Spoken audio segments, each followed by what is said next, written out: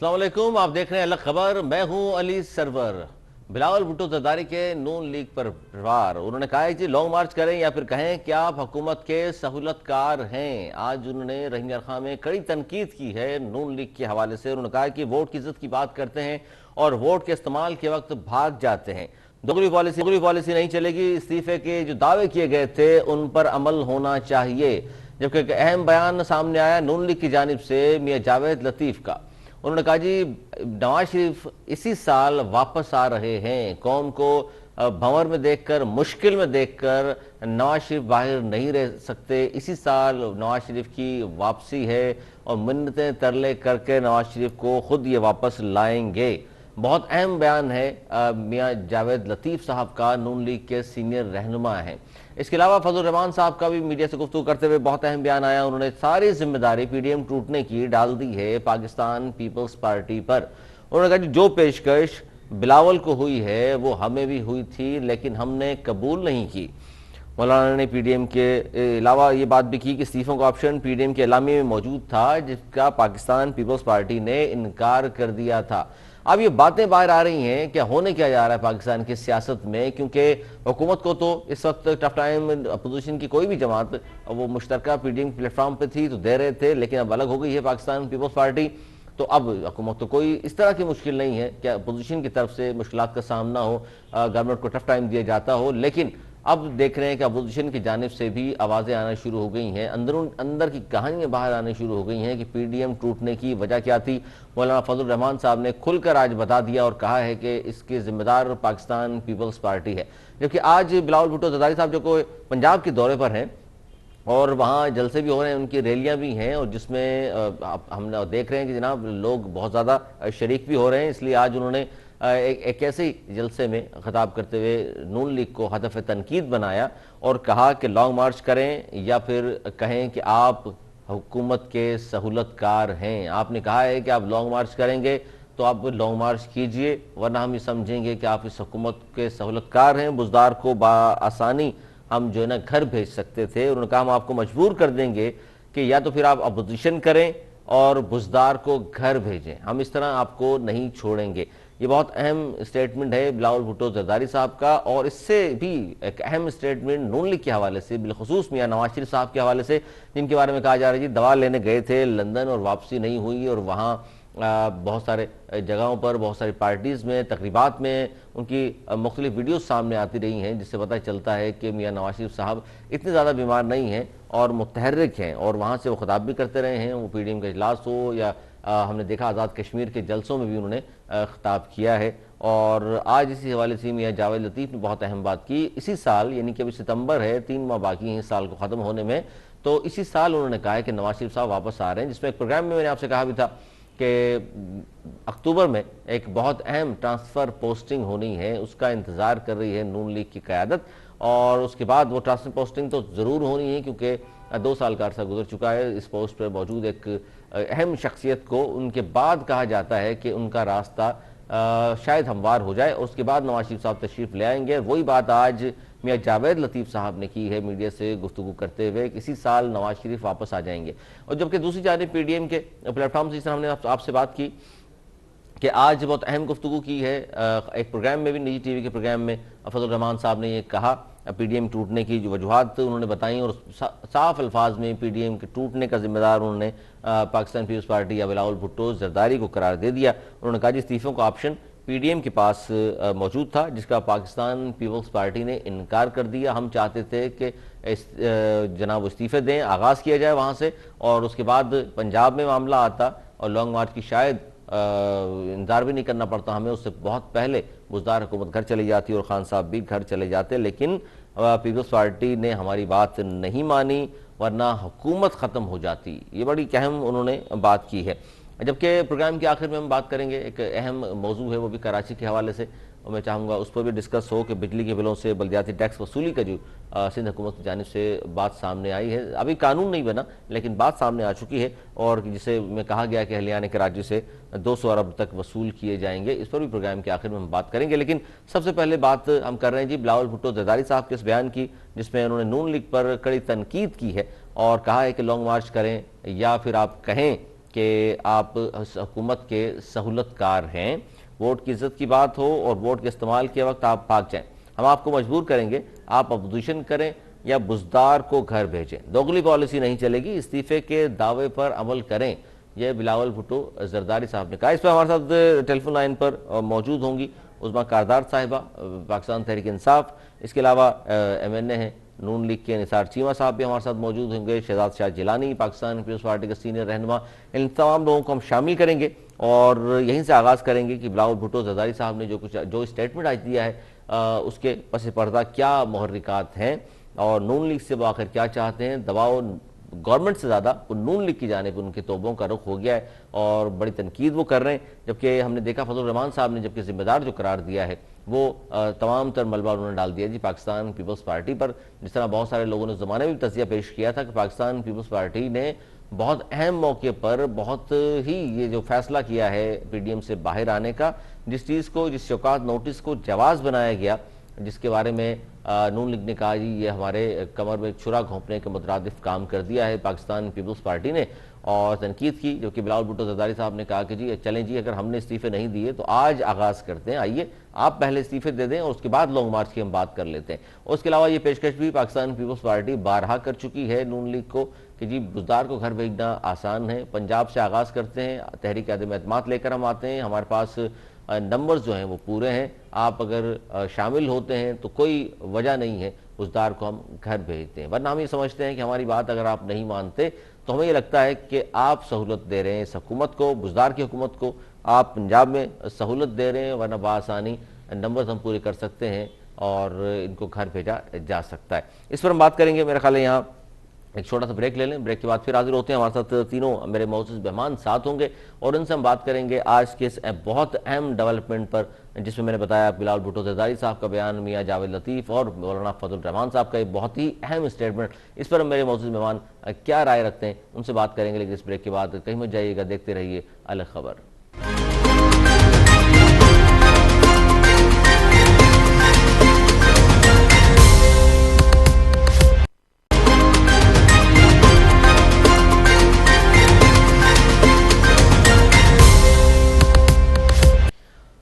जी programme में एक बार फिर खुश आमदीद। हम बात कर रहे थे बिलावल भुट्टो जरदारी साहब के इस बयान की जानिब, जिसमें उन्होंने नून लीग पर तनकीद की है और कहा है कि लॉन्ग मार्च या फिर आप हुकूमत के सहूलतकार हैं, साफ तौर पर हमें बताइए। और उन्होंने भी कहा है कि वोट की इज्जतों की बात हो और वोट के इस्तेमाल के वक्त आप भाग जाएँ, हम आपको मजबूर करेंगे, आप अपोजिशन करें, बुजदार को घर भेजें, दोगली पॉलिसी नहीं चलेगी। इस हवाले से बहुत अहम बयान है बिलावल भुट्टो जरदारी साहब का। ब्रेक पे जाने से पहले ये तमाम चीज़ें मैंने आपके सामने पेश की और ब्रेक ज़ाहिर लंबा हुआ, जिसकी वजह से माजरत। उस्मा कारदार साहिबा क्या कहेंगी? बिलावल भुट्टो जरदारी साहब और दूसरी तरफ मियां जावेद लतीफ़ साहब का ये बयान सामने आया है, जिसमें उन्होंने कहा है कि नवाज शरीफ साहब इसी साल वापस आ रहे हैं, यानी कि गवर्नमेंट के लिए मजीद मुश्किलात आने लगी हैं।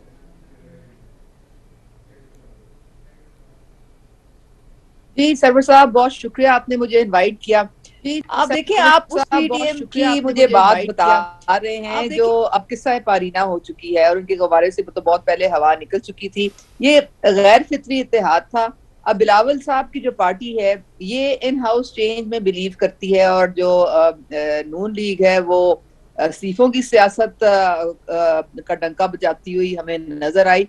और हुआ यूं कि दोनों जो थे वो एक दूसरे के साथ इत्तेफाक ना कर सके और आपको पता है फिर ये शराजा इनका बिखर गया। अब ये इनको पता है कि हुकूमत हम जो है वो बड़ी मुस्तहकम है और कामयाब होने चली है, मुश्किल वक्त हुकूमत का गुजर गया है।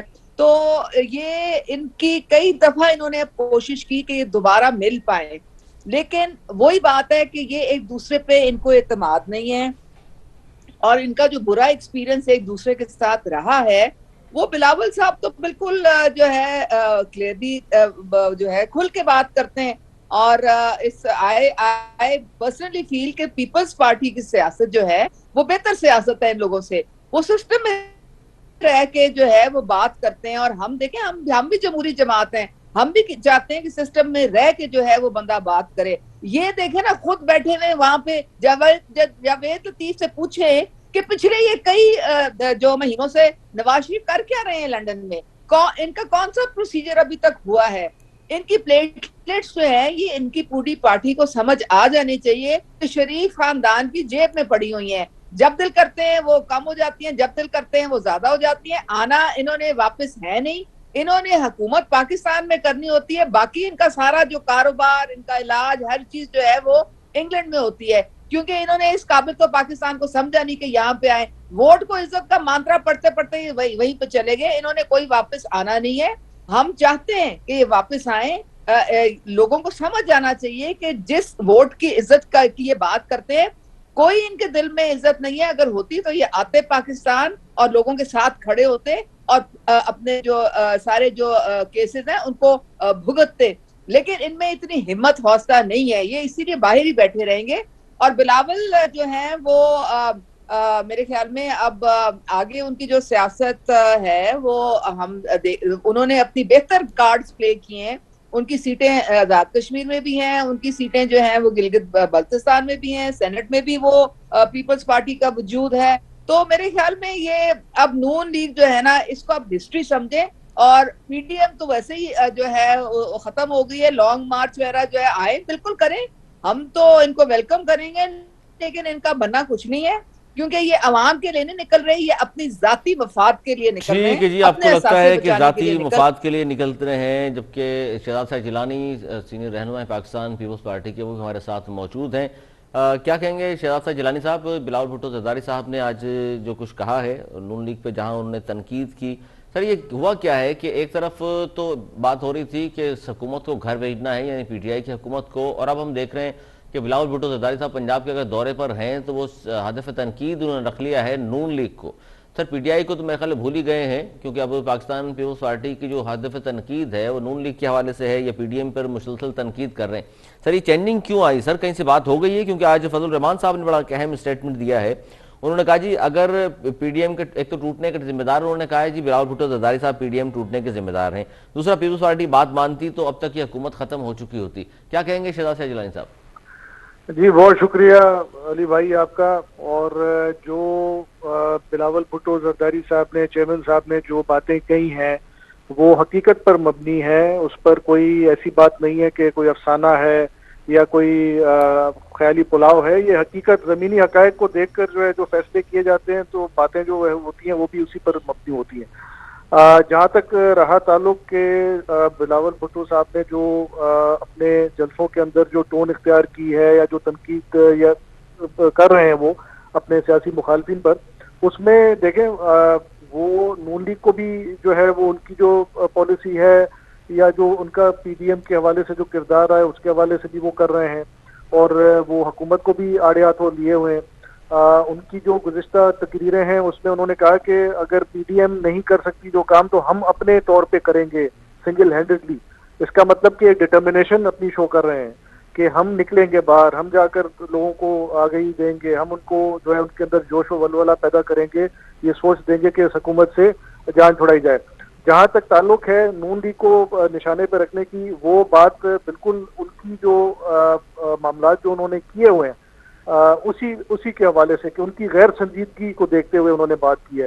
डील की बात जो मौलाना फजल रहमान साहब की आपने कही है, मौलाना फजल रहमान साहब पहले तो ये बता दें कि जी क्या उनको मालूमात हैं डील के हवाले से। इस तरह वो शोशे ना छोड़े ना कि वो बोले कि जी मुझे मालूम है। वो हाँ, उनको जो है मालूम नहीं सर, वो उन्होंने कहा जो पेशकश हुई है पीपल्स पार्टी को वो हमें भी हुई थी, हमने मना कर दिया।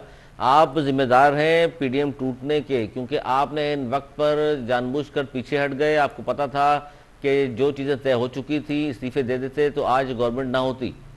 देखिए ये तो बात मानने वाली नहीं है ना, ये इसमें तो कोई सेंस नहीं है कि पीडीएम हमारी वजह से टूटा। भाई पीडीएम तो आपका बकौल आपके जितनी भी जमातें बैठी हैं वो तो अभी कायम दायम है। नहीं आपके मतलब टूटने से मुराद ये बड़ी पार्टी जाहिर है आपकी नून लीग के बाद और उनकी पार्टी के बाद।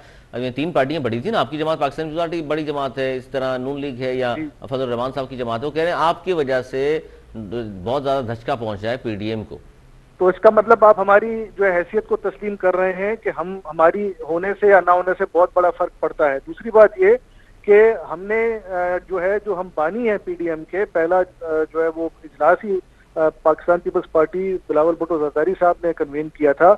उसके अंदर जो नुकात डिस्कस किए थे उसके अंदर भी जो है वो पाकिस्तान पीपल्स पार्टी की बातें थी। कुछ गुजारिशात सिफारिशात थी।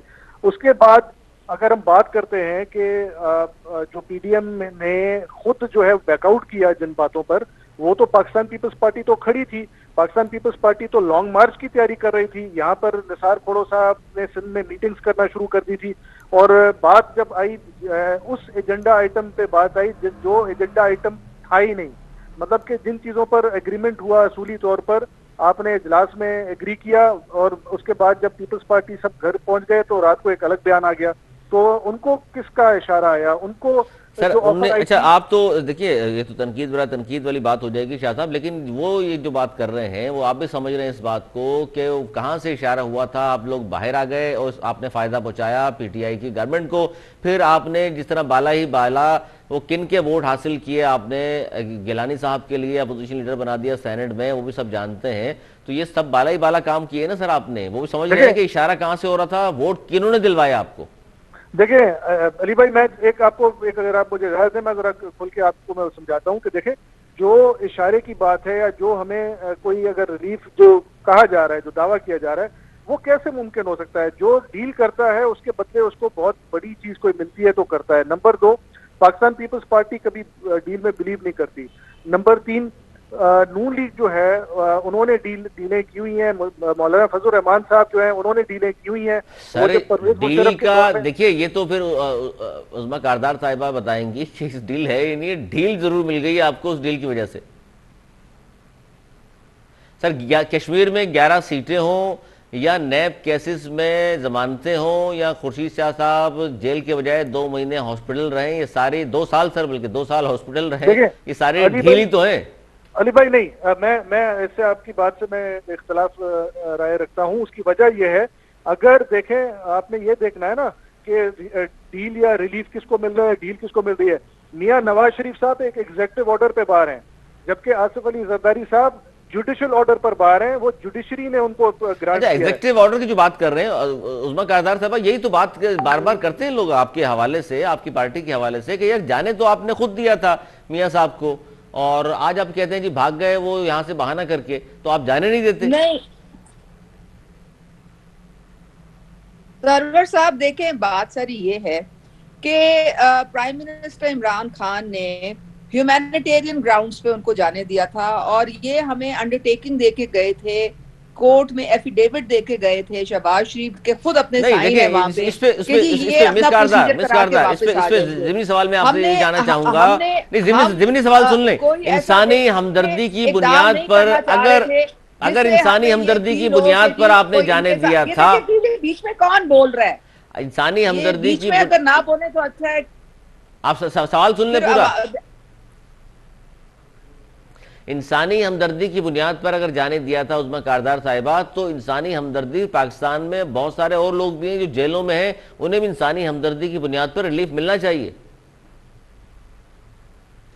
देखिए, जो मेडिकल ग्राउंड्स पे जब जरदारी साहब ने अपनी अपील दी थी तो वो भी बाहर फिर आ गए थे, उनको भी रिलीफ मिला था। तो मेडिकल ग्राउंड्स पे अगर आप कोई भी अगर जेलों में होगा तो उसको फिर रिलीफ देना जो है वो जाहिर है फिर देना पड़ता है। लेकिन आप मुझे ये बता देना कि यहाँ से निकल के वहां बाहर जब लंदन गए हैं तो इन्होंने कुछ इलाज का कोई थोड़ा बहुत करवाया हो तो हमें नजर तो आए ना।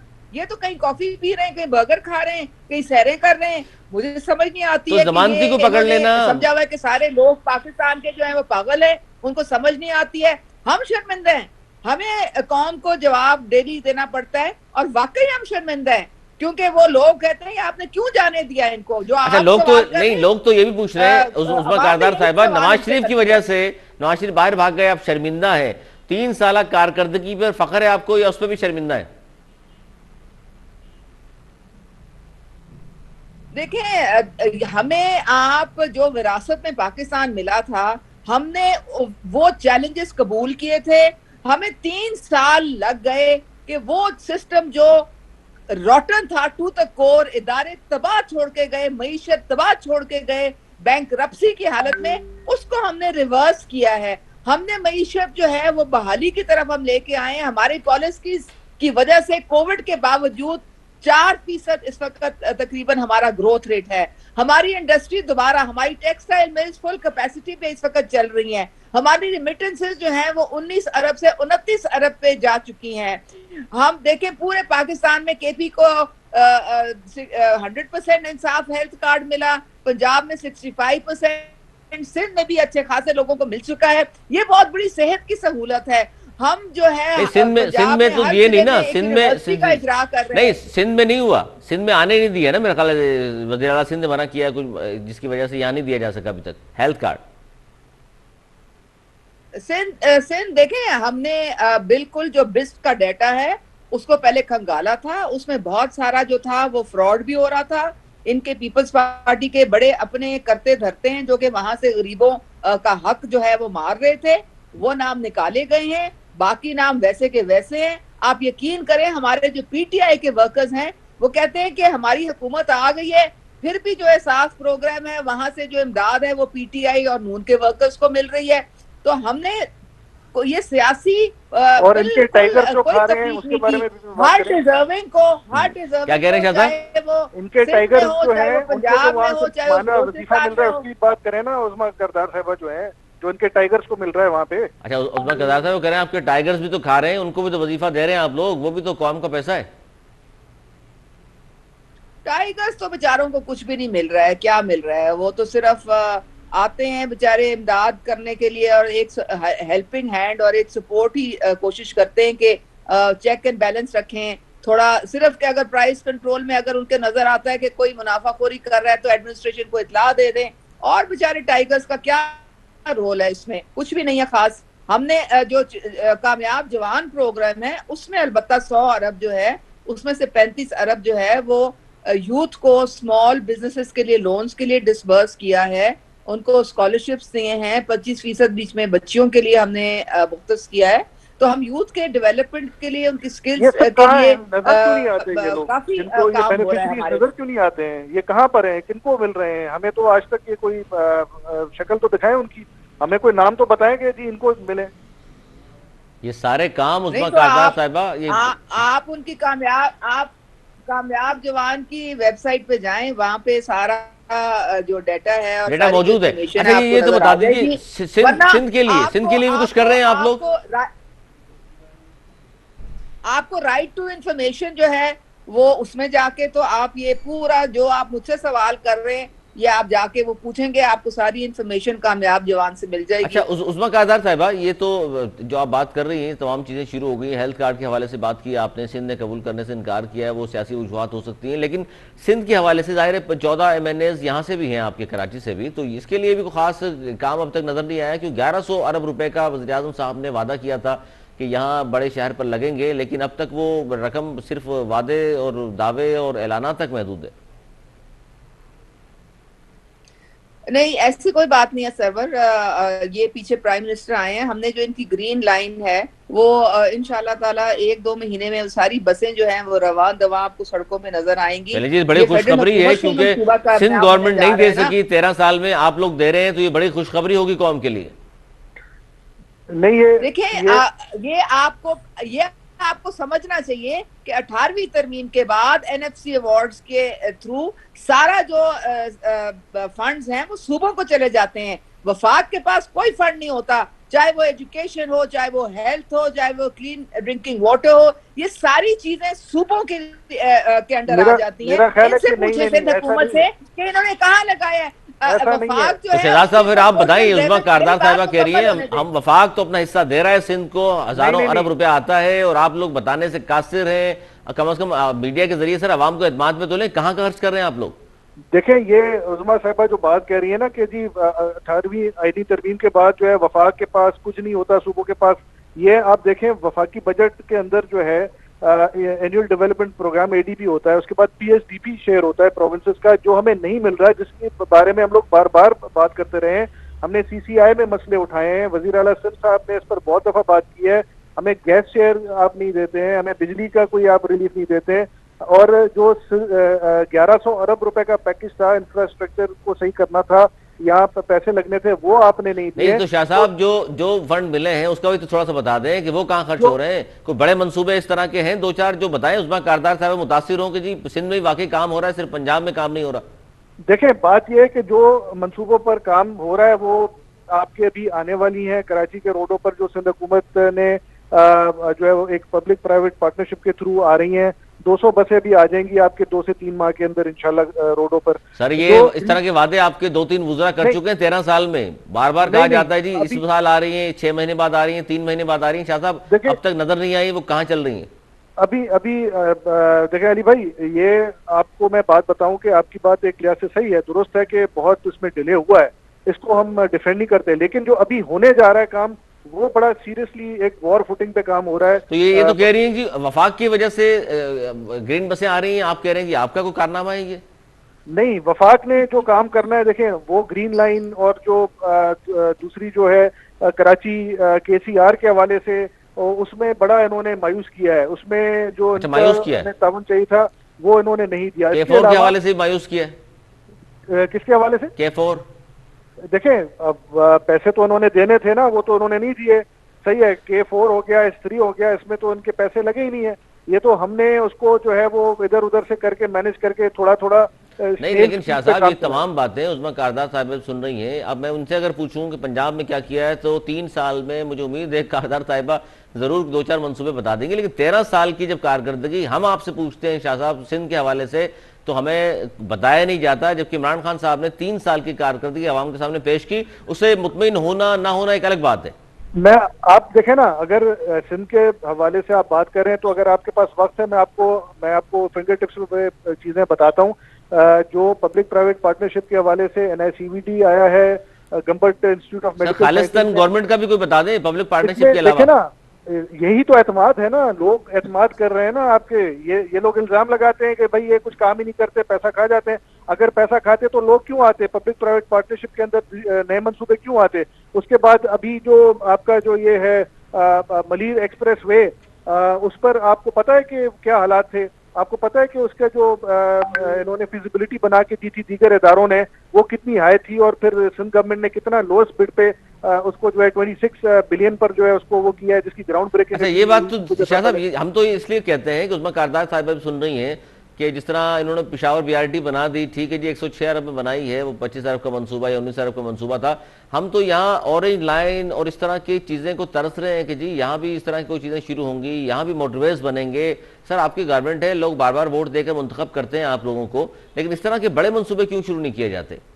वो देखे ना, इस वजह से कि उसमें वफाक रुकावट बनता है। वफाक अपने किए वादे वफा नहीं करता। आप पैसे आपके रोक लेता है, NFC शेयर आपके रोक लेता है, पानी आपको नहीं देता। अभी किसानों का क्या हाल है, वो एहतजाज कर रहे हैं, टेल एंड पे पानी नहीं आ रहा। आपका सीजे लिंक कैनाल TP जो है अभी तक बंद नहीं हुआ। नहीं शाह साहब, मैं जो बात कर रहा हूँ, आप वफाक में भी थे 2008 से 13 तक, orange line, metro bus, motorways, sir ये कोई भी नहीं हुआ। बड़े मंसूबे इस तरह के सिंध में क्यों शुरू नहीं होते? सर एहसास कमतरी का शिकार हो गए सिंध वाले पंजाब की तरफ देखकर। अली भाई, ये कहना गलत होगा कि यहाँ पर मंसूबे नहीं हुए, यहाँ पर कोई काम नहीं हुआ। यहाँ पर बाकायदा रोड्स बनी है, रोड नेटवर्क एक बड़ा अच्छा बना है। आप अगर चले जाएं, आप 7 रोड आपने देखा है? आप कभी, मैं उस्मा साहिबा को मैं दावत देता हूँ उस रोड पे ट्रेवल कर लें। थरपारकर चले जाएं, आपका जो ये जहाँ थरपारकर से बिजली बन रही है, अभी कोयला निकल के वहां से बिजली बन रही है, ये पाकिस्तान पीपल्स पार्टी का मंसूबा है। इसके अलावा जो काफी मोटरवेज जो है वो पाकिस्तान पीपल्स पार्टी के दौर में इनिशिएट हुए थे, वो इख्तिताम पजीर जो है उनको पाए तकमील जो है वो नून लीग ने पहुंचाया था। आपका जो ये इसके अलावा अगर मैं आपसे बात करूं कि जी और क्या किया, बड़े बड़े हमने रिजर्वॉयर्स बनाए हैं। आप मुझे बता दें, पंजाब के अंदर 65 रिजर्वॉयर्स बने, स्मॉल डैम बने, लेकिन सिंध में बनाए हैं। इसके अलावा अगर आप बात करेंगे कि जी और कौन सी बेहतरी लाए, हम लोग जो है वो इंफ्रास्ट्रक्चर की जो डेवलपमेंट जो है उसको हमने बेहतर किया है। अभी हमारा फोकस कराची के ऊपर है। हम जो है हमने इसके अलावा जो बड़े मंसूबे किए हैं, हमने स्ट्रीमलाइन किया है बहुत सारी चीज़ों को जो पहले नहीं थी। हमने इसके अलावा जो बहुत एजुकेशनल हमने नेटवर्क किया है, कैडेट कॉलेज बनाए हैं, ये सारी चीज़ें तो की है ना। आपके पंजाब से लोग आते हैं GIMS में, Gambat institute of medical sciences में पंजाब से लोग आते हैं। इनकी पार्टी के MNAs और मिनिस्टर्स आते हैं, वो आके इलाज करवा के जाते हैं खैरपुर से।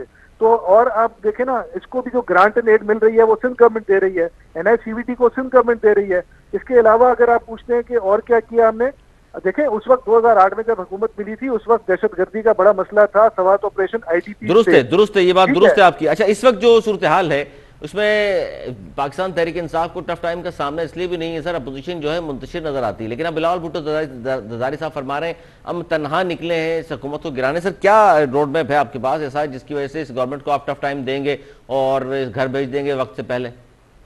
देखें, एक तो टफ टाइम ये दे रहे हैं कि हम लोगों को रीच आउट कर रहे हैं, एक मैस मोबिलाइजेशन हमने शुरू की है, वो चाहे पंजाब हो चाहे सिंध तो खैर हमारा अपना सूबा यहाँ हुकूमत है, लेकिन दीगर जगहों पर आप ये देख लें कि हमें जो इस वक्त एक पॉपुलैरिटी ग्राफ होता है, वो पॉपुलैरिटी ग्राफ जो है वो पीपल्स पार्टी के हक में है, वो बाय डिफॉल्ट है, वो लोगों की चॉइस है।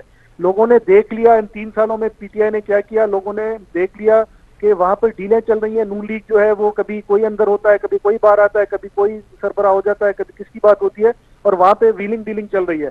सिर्फ एक वाइट पाकिस्तान पीपल्स पार्टी है जो अपने मौके पर डटी हुई है, और वो जो है रोड मैप यही दे रही है कि जो उसके दौर में, अभी आपने कहा ना कि जी पहले क्या किया, आप मुझे बताएं 100% सरकारी मुलाजमीन की जो है वो उसमें तनख्वाह में इजाफा, क्या ये आप इसको छोटी बात समझते हैं? नहीं, ये तो है, दुरुस्त है। अच्छा, इसमें अच्छा मैं आता हूँ वापस आपके उस्मा कारदार साहिबा, इस वक्त जो मुल्क को मसाइल दरपेश हैं वो तो अपनी जगह मौजूद हैं, लेकिन सबसे जो बड़ा मसला है आपकी गवर्नमेंट है, जाहिर है वफाक में भी, पंजाब में भी, KP बलोचिस्तान, सबसे बड़ा जो मसला है वो सिंध वालों को भी वो एक मसला है जो पूरे पाकिस्तान को दरपेश है, वो है महंगाई। 3 साल में तमाम जो चीज़ें हैं, मैं बात करूँगा किसी भी चीज़ की बात कर लें आप, आटा चीनी दाल की, आप पेट्रोल की बात कर लें, आप बिजली की नरखों की बात, तमाम चीज़ें सर ऊपर चली गई हैं। ये है आम लोगों के मसाइल, ये कब हल होंगे? क्योंकि नीचे कीमतें नहीं आ रही, मजीद ऊपर जा रही हैं।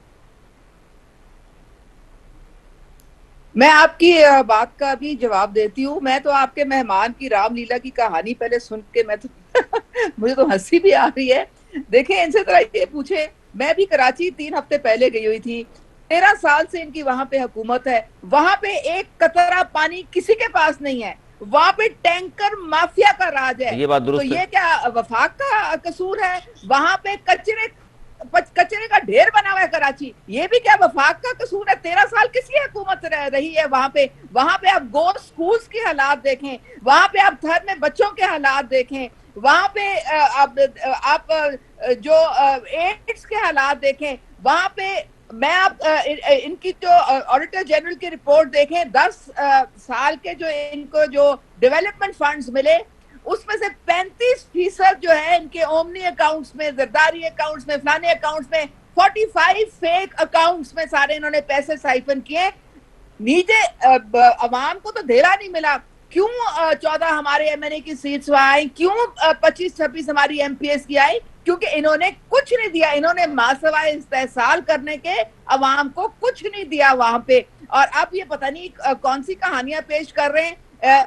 ये पीपल्स पार्टी जो है नेशनल पार्टी थी, इनसे ये तो पूछें कि सिमट के सिर्फ सिंध में क्यों रह गई है, क्यों पूरे पाकिस्तान से इनका वजूद खत्म हो गया है? इसलिए क्योंकि इन्होंने अवाम के जो बुनियादी हकूक है उनसे उनको महरूम रखा है। हम तो 3 साल से आए हैं ना, हम तो पूरी कोशिश कर रहे हैं। और जो काउंसिल ऑफ कॉमन इंटरेस्ट है, उनसे उनमें सारों की बराबर के जो भी हिस्से बनते हैं वो सबको मिलते हैं, वफाक सबको देता है।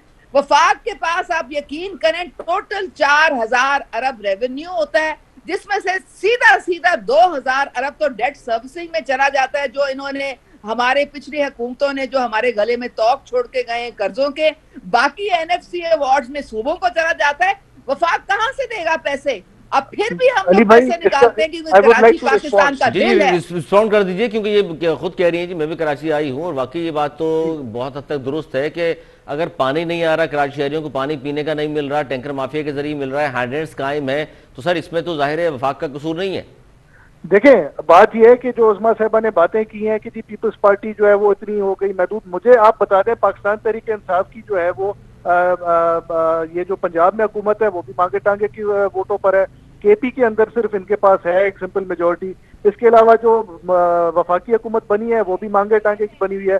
अगर पाकिस्तान की, अगर ये समझती है कि कश्मीर जो है वो पाकिस्तान का हिस्सा नहीं है, अगर ये समझती है कि ये गिलगित बल्तिस्तान पाकिस्तान का हिस्सा नहीं है, अगर ये समझती हैं कि ये जो साउथ पंजाब से जो पाकिस्तान पीपल्स पार्टी की इतनी वोटें सीटें हैं, तो ये एक सूबे तक इनको कैसे महदूद कर रही है हमारी जमात को। दूसरी बात ये कि जो बात ये कह रही हैं कि जी यहाँ पे हुआ ऑडिटर जनरल की रिपोर्ट, तो फिर आप भी अपनी ऑडिटर जनरल रिपोर्ट पे जरा अपना कुछ इज़हार राय करें ना, कि 1200 अरब रुपए आपने डैम फंड में आपने लिए, वो आपने इधर उधर खर्च कर दिए, शहरों में अपने पता नहीं कौन कौन सी इन्वेस्टमेंट सरमायाकारियां की हैं।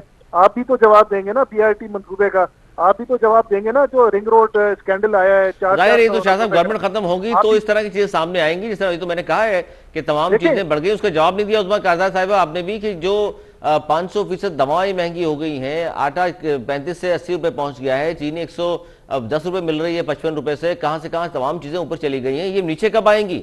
गवर्नमेंट लोग तो वेट कर रहे हैं आपका कि नया पाकिस्तान है, रियासत मदीना है।